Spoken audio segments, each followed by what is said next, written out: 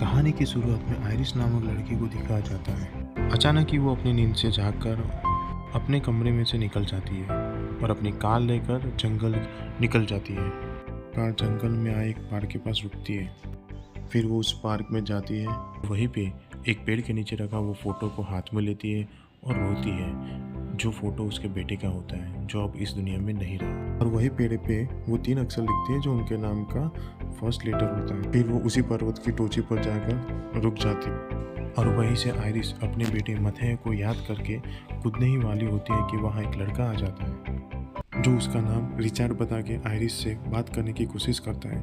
लेकिन आइरिस उसको अनदेखा करके बोलती है, तुम मुझे आज नहीं बचा सकते। फिर रिचार्ड वहीं पे बैठ जाता है और उसको बताता है कि वो यहाँ पे उसको बचाने या रोकने नहीं आया है, वो पर्वतों की खूबसूरती देखने आया है। रिचार्ड बताता है कि उसे कारों का बहुत शौक था और एक बार अपने ग्रेजुएट में ली हुई नई कार में उसके और उसके गर्लफ्रेंड का एक एक्सीडेंट हुआ जिसमें उसकी गर्लफ्रेंड मर गई। वही आइरिस भी थोड़ा कंफर्टेबल हो जाती है और उसके बारे में बताती है कि वो उसके पति बेटे के साथ यहाँ घूमने आई थी और एक हादसे में उसका बेटा यही पर्वत से गिर जाता है और उसकी जान चली जाती है। आखिरी बार अपने बेटे को देख भी नहीं पाती। सुनकर बहुत दुख हुआ। अब तुम्हें जो करना है वो तुम कर सकती हो, मैं तुम्हें रोकने नहीं आया हूँ। यह कहकर रिचार्ड वहाँ से निकल जाता है। आज मरने का दिन नहीं है, यह कहकर आइरिस भी रिचार्ड के साथ जंगल के बाहर निकल जाती है। दोनों ही जंगल से बाहर आकर अपनी कार के पास रुकते हैं और एक दूसरे को अलविदा कहकर रिचार्ड अपनी कार में चला जाता है। वही आइरिस भी अपनी कार में जाती है, लेकिन रिचार्ड की गाड़ी इतनी पास होती है कि वो अपना दरवाज़ा खोल नहीं पाती। रिचार्ड भी यह देखकर अपनी कार से बाहर आकर आइरिस के पीछे चला जाता है और उसके हाथ में रहा चाहता आइरिस के पेट में घुस देता है और उसी इलेक्ट्रॉनिक शॉक की वजह से आइरिस बेहोश हो जाती है। जब उसकी हाथ खुलती है तब उसके हाथ और पैर बंधे हुए होते हैं और एक कार भी पाती है। उसी टाइम वो अपनी स्मार्ट वॉच का यूज़ करके इमरजेंसी मदद बुलाने के लिए प्रयत्न करती है। तभी रिचार्ड बताता है कि यह नेटवर्क ना होने की वजह से कोई भी उसकी मदद के लिए नहीं आएगा। उसी टाइम आइरिस अपने पिछले पॉकेट में कुछ महसूस करती है। तभी उसे याद आता है कि घर से निकलने से पहले अपनी सेफ्टी के लिए उसने एक चाकू अपने पॉकेट में रखा था। फिर वो रिचर्ड का ध्यान बातों में भटकाती है और उसी चाकू की मदद से अपने हाथों में बंधी रस्सी को तोड़ती है। रस्सी के टूट जाने पर आइरिस उसी चाकू से रिचर्ड पर हमला करती है। उसी टाइम रिचर्ड गाड़ी से कंट्रोल खो देता है और गाड़ी एक बड़े से पेड़ से टकरा जाती है। उसी टाइम का फायदा लेकर आइरिस फिर से रिचार्ड पर हमला करती है और सीट बेल्ट से उसका गला दबोच लेती है। रिचार्ड भी अपनी जान बचाने के लिए सीट बेल्ट खोल देता है और आइरिस के ऊपर फिर से वार करता है। उसी बीच दोनों ही लड़ाई करके गाड़ी से गिर जाते हैं। उसी टाइम का फ़ायदा उठा के आइरिस अपने पैरों की रस्सी तोड़ती है। भागने ही वाली होती है आइरिस कि तभी पीछे से रिचार्ड आ जाता है और उसे समझाता है, तुम कुछ नहीं कर सकती। तभी आइरिस रिचार्ड की बातों का विश्वास ना करके भागने ही लगती है। तभी रिचार्ड बताता है कि अगले ही 20 मिनट में तुम्हारा शरीर काम करना बंद कर देगा, इसीलिए तुम मेरे साथ चलो, जंगल में तुम कुछ नहीं कर पाओगे। लेकिन आइरिस उसकी बात न मान के जंगल में भाग जाती है। जंगल में वो भागती रहती है और उसे कुछ महसूस होता है, इसीलिए वो अपनी उंगलियां गिनने लगती है। वो महसूस कर पा रही थी कि उसकी गिनने की क्षमता कम हो रही है। इसी वजह से वो अपनी घड़ियाल में 20 मिनट का टाइम सेट करती है और जंगल में आगे बढ़ना स्टार्ट करती है। धीरे धीरे उसके पाँव भी जम जाते हैं और वो अब ठीक से चल भी नहीं पा रही थी। वो धीरे धीरे आगे बढ़ ही रही होती है। एक जगह पर वो गिर जाती है और धीरे धीरे वो रेंगती हुई आगे बढ़ती जाती है। तभी पीछे से रिचर्ड की आवाज़ आती है और वो एक पत्थर के नीचे छुप जाती है। रिचर्ड उसको यहाँ वहाँ ढूंढता रहता है, लेकिन वो पत्थरों के नीचे आइरिस के ऊपर धीरे धीरे जंगली चींटियाँ चढ़ने लगती है और उसको काटने लगती है। वहाँ रिचर्ड आइरिस की ना मिलने की वजह से वहाँ से जा ही रहा था। आइरिस की चीखें सुनकर रिचर्ड भी पीछे मुड़ता है और वो आइरिस के पीछे पीछे जाता है। वही आइरिस रिचर्ड से बचती हुई पास की नदी में गिर जाती है और तैरती तैरती हुई आगे बढ़ने लगती है। तैरती तैरती वो एक पास के किनारे आकर रुक जाती है। वहाँ से बाहर आती है, फिर घड़ी को देखती है। अभी उसको सांस लेने में भी तकलीफ हो रही थी और ठीक से देख भी नहीं पा रही थी। तभी वहाँ पे एक आदमी अपने ट्रैक्टर पे आ रहा था। आयरिस को लगभग कुचल ही देने वाला था कि उसकी नज़र आयरिस पे पड़ती है और वो रुक जाता है। फिर वो बुड्ढा आयरिस को एक ट्रॉली में रखकर उसके घर में ले जाता है।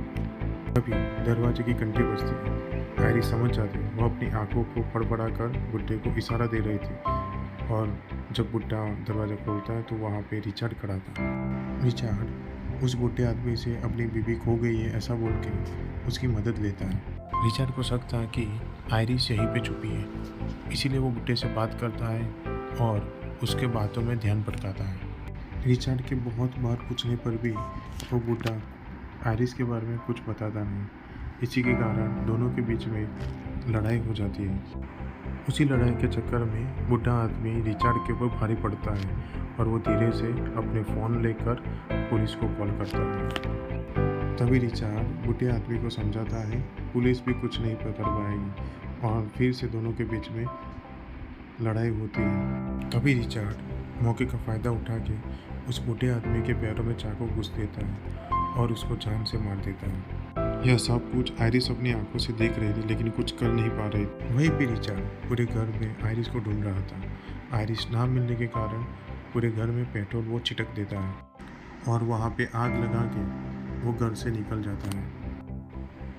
वही आयरिस बचने के लिए वहाँ विंडो से रिचर्ड को इशारा करती है और रिचर्ड का ध्यान उस विंडो पे पड़ता है तो वो समझ जाता है कि आयरिस वहाँ पे ही छुपी है। तो रिचर्ड फिर से आयरिस को लेने घर में आता है और उसको लेकर गाड़ी में बैठकर निकल जाता है। रास्ते में रिचर्ड को उसकी बीवी का कॉल आता है जो बताती है कि वीकेंड में वो उसके साथ आ रही है। तभी रिचर्ड यह सुनकर गुस्सा हो जाता है क्योंकि उसका प्लान पूरा फेल हो रहा था। गुस्से में वो अपनी कार की स्पीड बढ़ा रहा है और तभी उसका एक बस के साथ एक्सीडेंट होते होते बच जाता है। वहीं पे आगे जाकर एक पेट्रोल पंप के पास वो रुक जाता है। आयरिस को गाड़ी में ही छोड़कर वो गैस स्टेशन के अंदर जाता है। गाड़ी में अकेले बैठी आयरिस खुद को गाड़ी से बाहर निकलने के लिए प्रयत्न करती है लेकिन उसका हाथ अभी भी काम नहीं कर रहा था। तभी कार की विंडो के सामने एक छोटा सा बच्चा आकर रुकता है और उसको देखकर आयरिस को अपने बच्चे मैथ्यू को याद आती है और उससे वो मदद मांगती है लेकिन बच्चे की माँ आकर उस बच्चे को लेकर चली जाती है और ये सब कुछ रिचर्ड अपनी आंखों के सामने देख रहा था। तुरंत ही रिचर्ड वहाँ आ जाता है और कार को लेकर वहाँ से निकल जाता है। वहाँ से वो अपनी एक्सीडेंट वाली जगह पर आता है और अपनी पुरानी गाड़ी में से अपने कपड़े लेता है, वो बदलता है और कुछ सामान ले लेता है। आयरिस भी अपने हाथों को देखकर महसूस कर पा रही थी कि दवाई का असर धीरे धीरे कम हो रहा है और उसी टाइम पे पीछे से एक पुलिस की गाड़ी आकर रुकती है। उसमें से एक पुलिस वाला निकलता है जो सीधे आयरिस के पास आकर रुकता है। तभी रिचर्ड पुलिस वाले के सामने आ जाता है और उससे बातें करने लगता है। तभी पुलिस वाले और रिचर्ड के बीच लंबी बातें होती है जहाँ रिचर्ड पुलिस वाले को कन्विंस करने का ट्राई करता है लेकिन पुलिस वाला रिचर्ड की बात से समझ जाता है कि वो झूठ बोल रहा है और कुछ गड़बड़ लग रहा है। वहाँ आयरिस भी बहुत कोशिश करने के बाद गाड़ी का कांच खोल पाती है और पुलिस वाले को बुलाती है। पुलिस वाला आयरिस को देखकर समझ जाता है कि रिचर्ड कुछ तो गलत बोल रहा है। अभी रिचर्ड भी समझ जाता है कि पुलिस वाला मारने वाला है नहीं और उसे सब पता चल गया है, इसीलिए पहले ही रिचर्ड उसके ऊपर हमला कर देता है और उसको मार देता है। वहाँ से पुलिस वाले को मारकर वो उसकी गाड़ी में उसको रख देता है और पूरी गाड़ी चलाकर वहाँ से निकल जाता है। आयरिस और रिचर्ड वहाँ से निकल जाते हैं। रास्ते में आयरिस रिचर्ड को समझाती है, बात करती है कि तुम मुझे यहाँ पे रख कर चले जाओ, मैं किसी को कुछ नहीं बताऊँगी, लेकिन रिचर्ड कुछ मानता नहीं। वही आयरिस भी चालाकी से लिया हुआ रिचर्ड का ही इंजेक्शन उसके पैरों में घुस देती है लेकिन बदकिस्मती से उसकी उंगलियां काम नहीं कर रही थी तो वो प्रेस नहीं कर पाती और रिचर्ड उस इंजेक्शन को निकाल कर फेंक देता है और आयरिस को अपने साथ एक बोट में लेकर नदी के बीच चला जाता है। तभी आयरिस रिचर्ड को अपनी लास्ट विश पूरी करने के लिए बोलती है। वो बताती है कि मेरे बेटे का खिलौना मेरे पॉकेट में है, उसको वो निकाल के मुझे दे दे। रिचर्ड भी उसकी बात मान के वो खिलौना निकालने के लिए उसके पॉकेट में हाथ डालता है। तभी चालाकी से आयरिस उसके गले में खंजर भोंक देती है। वहाँ रिचार्ड तड़प तड़प के बोट से नदी में गिर जाता है। रिचार्ड की पड़ी हुई पिस्तौल को आयरिस अपने हाथों में ले लेती है और सीधे ही रिचार्ड को मार देती है। तभी वो पिस्तौल की गोली से बोट खराब हो जाती है और बोट पे पानी आना शुरू हो जाता है। लेकिन आयरिस हार नहीं मानती और तैरती तैरती नदी किनारे आ जाती है। दूसरी तरफ रिचार्ड भी तैरते तैरते किनारे आ जाता है। वो रिचार्ड के पास जाकर उसको थैंक यू बोलकर चली जाती है और यही हमारी स्टोरी ख़त्म हो जाती है।